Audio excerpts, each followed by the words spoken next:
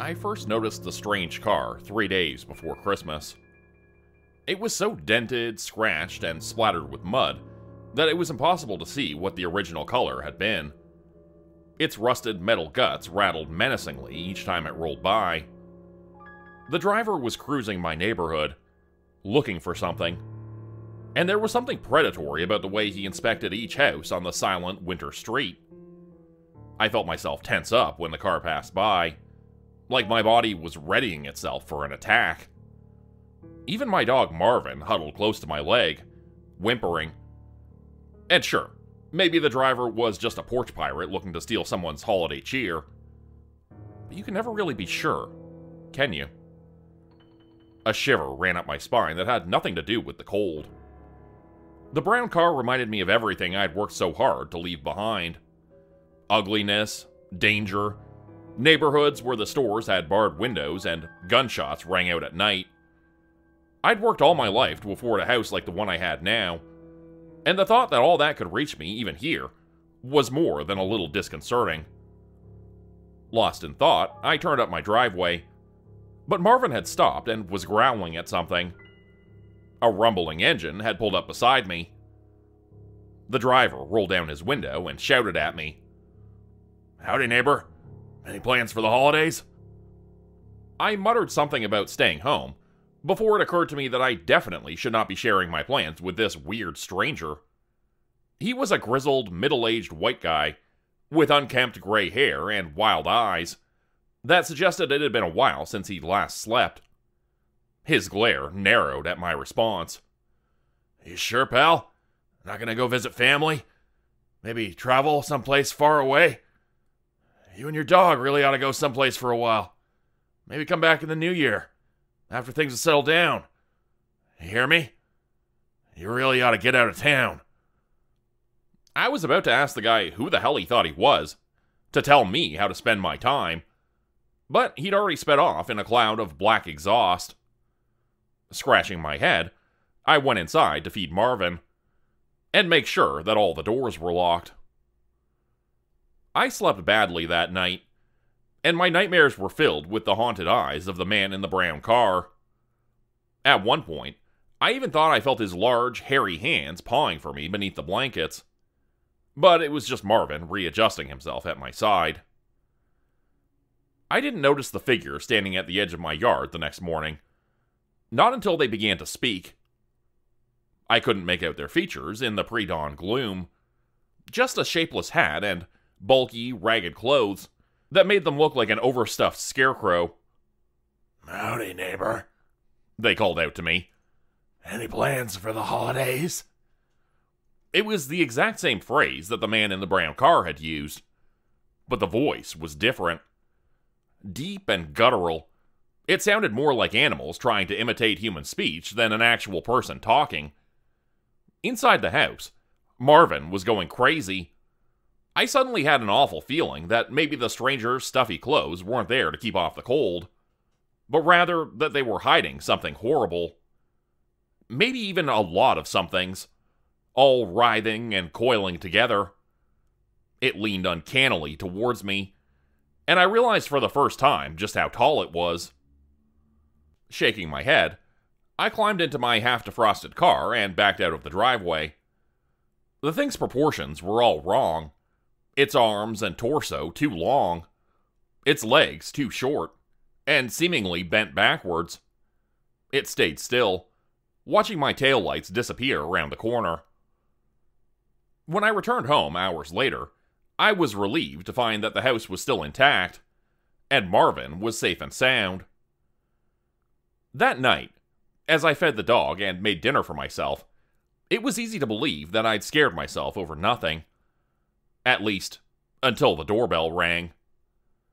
Some instinct made me bring the kitchen knife with me when I went to answer it, and when I saw who was waiting on the other side, I was glad that I did. It was the man from the brown car. "What do you want?" I opened the door just a crack, leaving the chain on, even though the big man probably could have kicked it in if he wanted to. "Put that damn knife away and listen to me," the man snarled. "It won't do you any good against them anyway. You need to get out of town until it's over. Till what's over?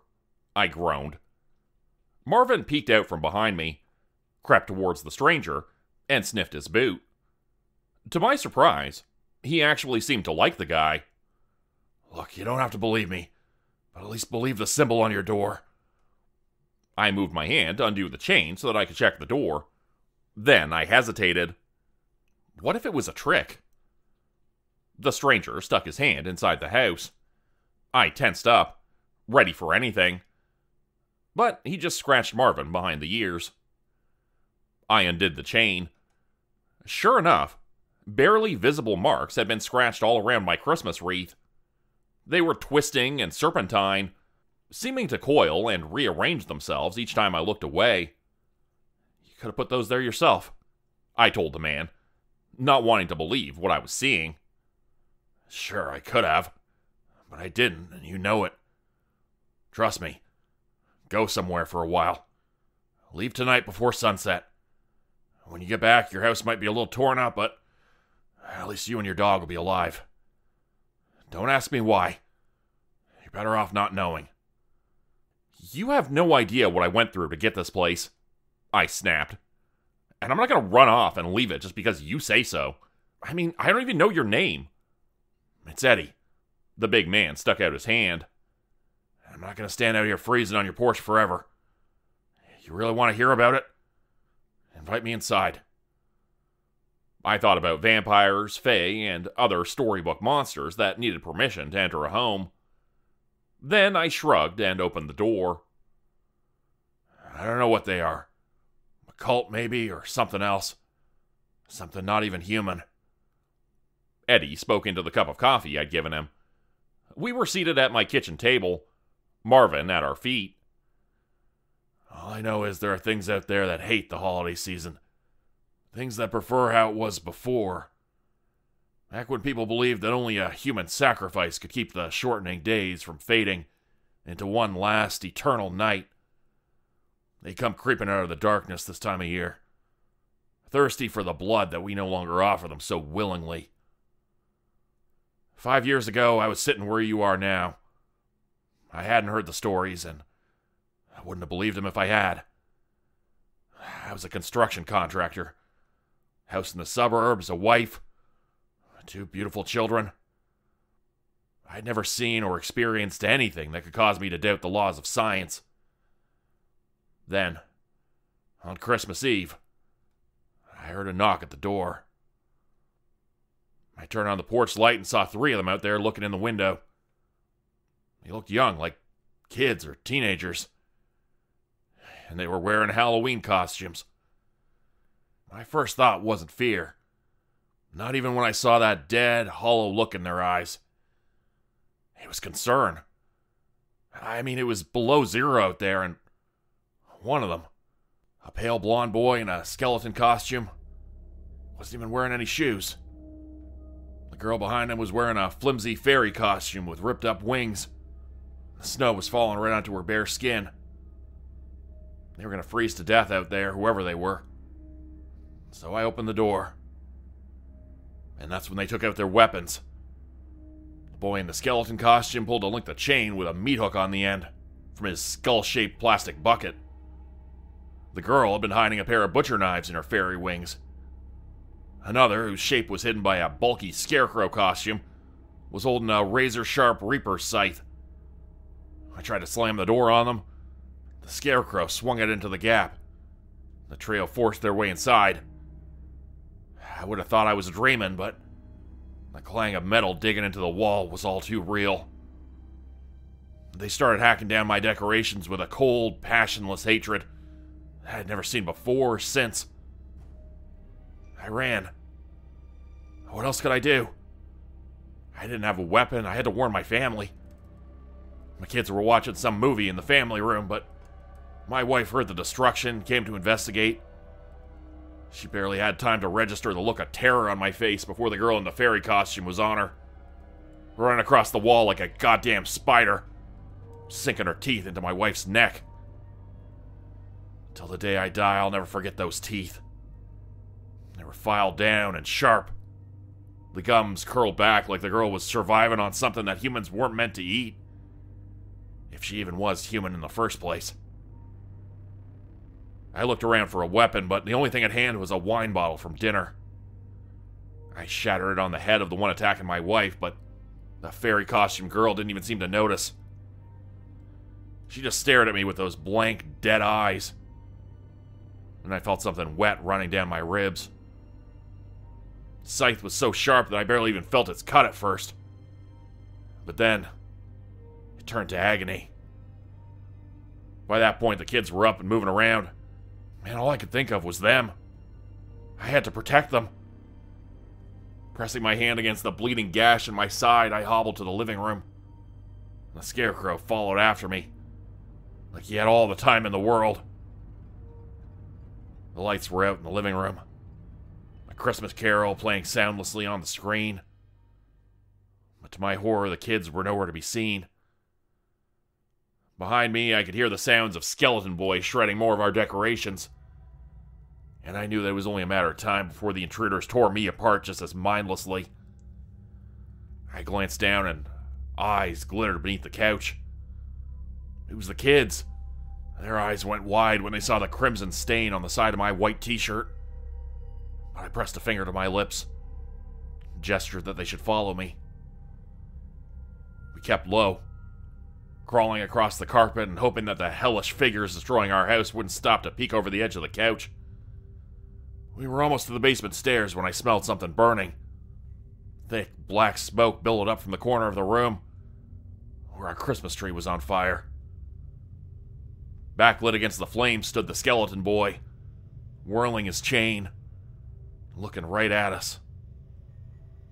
I yelled at the kids to run and threw myself at him. He wasn't even half my size, but it was like hitting a marble statue. He didn't even seem to notice the blows of my fist. Instead, he whipped me with the chain until I screamed in pain, blinded by my own blood and helpless to fight back. The metal links of the chain coiled around my neck, and I remember thinking, at least the kids got away. Then he tugged hard, ripping the skin of my neck, but cutting me loose. I tumbled down into the basement, and even though the house was burning down around us, he walked down the stairs slowly. He'd kept me alive on purpose. But why? It was like the three of them were drawing energy from our pain and fear. I locked one of the basement doors behind me, not like I thought it would do me much good, and pulled my kids into a closet with me. I hugged them close, holding a spit-dampened cloth over my mouth against the tendrils of smoke that were creeping under the door. I heard the lock snap. The outer door flew open. The kids and I were soaked in sweat. I could hear the walls snap and crackle as flames consumed the house.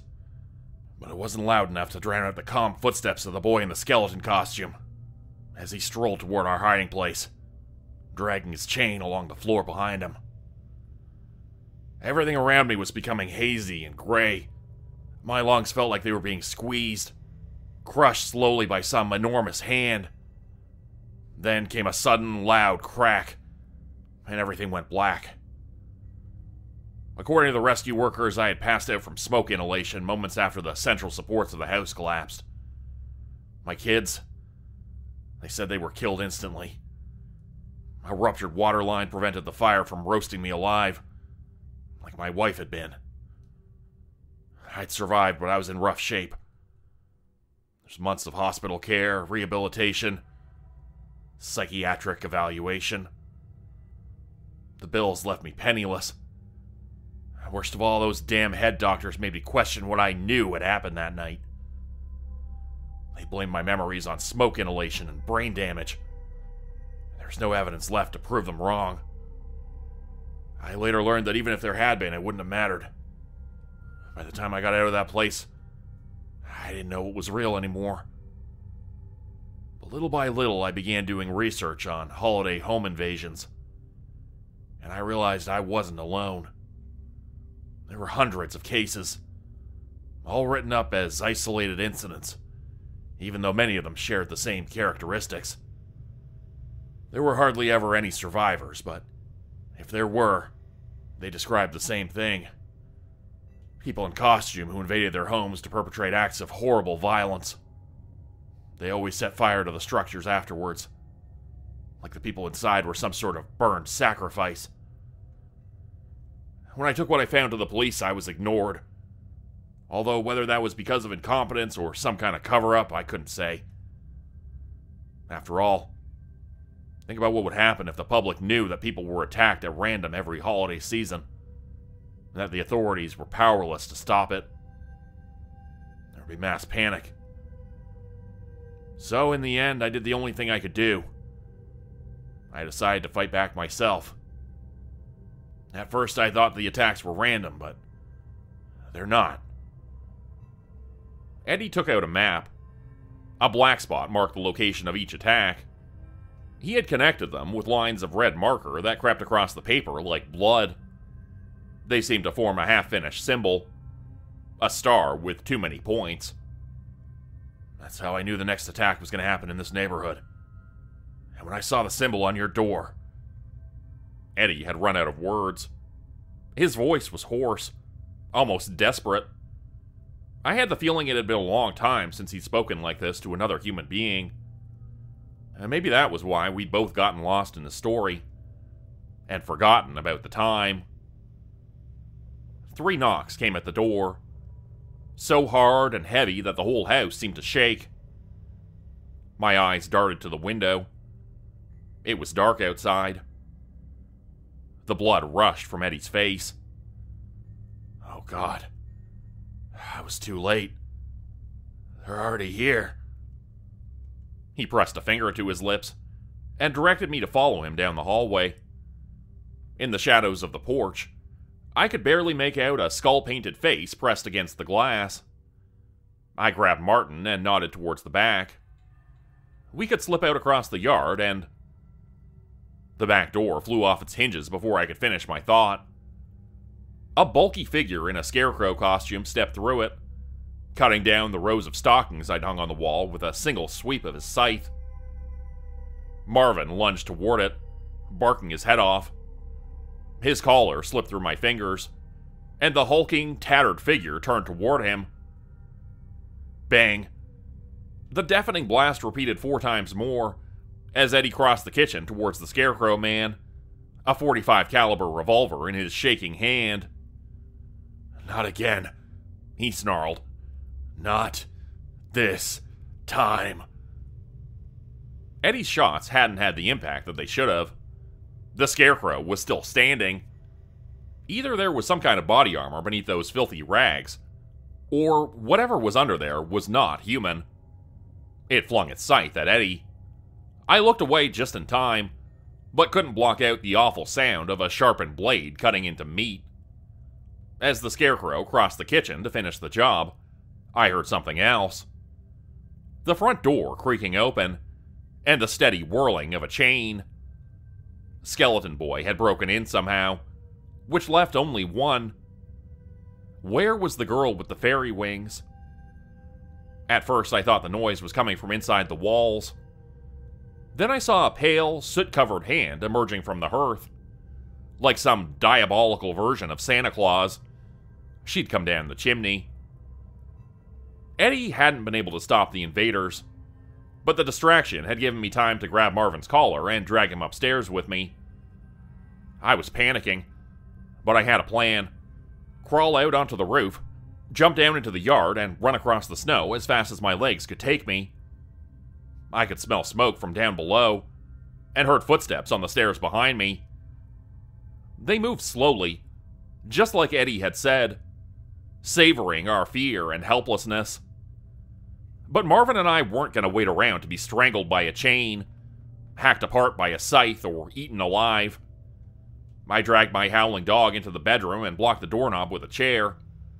I flung open a window, letting in a flurry of snow. Marvin whimpered when I set him down on the slick shingles. I stroked his fur and tried to keep him calm as I climbed outside myself. The roof was treacherous, but we didn't have much time. The reflection of flames flickered on the snow below us, and fire alarms were going off throughout the house. We skidded on the cramped, icy roof as we crept around to the back, and jumped. My ankle folded under me, and pain shot up my leg, but Marvin was safe in my arms. When I set him down, he was wagging his tail, cocking his head to the side and looking curiously at the burning house behind me. He followed me as I limped toward the home of the nearest neighbor, hoping that they too hadn't received a visit from the nightmarish trick-or-treaters. But when I turned to look over my shoulder, I saw 3 dark figures staring out the window of my flaming kitchen, watching me run. Like they had all the time in the world. Mrs. Fisher across the street didn't understand my incoherent story, but she could see the fire out her window clearly enough. She called 911, made me a hot cup of tea, and even brought Marvin some ancient dog biscuits she found somewhere. But when emergency services arrived, there was no sign of the invaders I'd described. Just like before, with Eddie's family, the fire had destroyed all evidence of their presence. Between the clear case of arson and Eddie's charred body, it was clear that something had happened. But no one was willing to believe my version of events. It's been a year since that night, and the case remains open. Now, as the days get colder and the nights grow longer, I think more and more about Eddie. About how he thought he had escaped them. How he thought he was the hunter instead of the hunted. And it makes me wonder, will I be getting another visit this year? Become a channel member today for early access, bonus videos, and special emojis only available to members. Check out the description below or click the join button for more info. If you'd like another way to help support the channel, please consider joining my Patreon page at patreon.com/JordanGroupHorror. As a patron, you'll get access to bonus videos and content. You'll be credited at the end of every video going forward, and if you decide to stay for 3 months, I'll name a character after you which will be featured in a Hollow's End story. Links to join the Patreon are in the description. Thanks everyone for listening. Please like, subscribe, and comment to help the channel continue to grow. And see you again next time at 4 p.m. Eastern Standard Time. Hope you have a great night.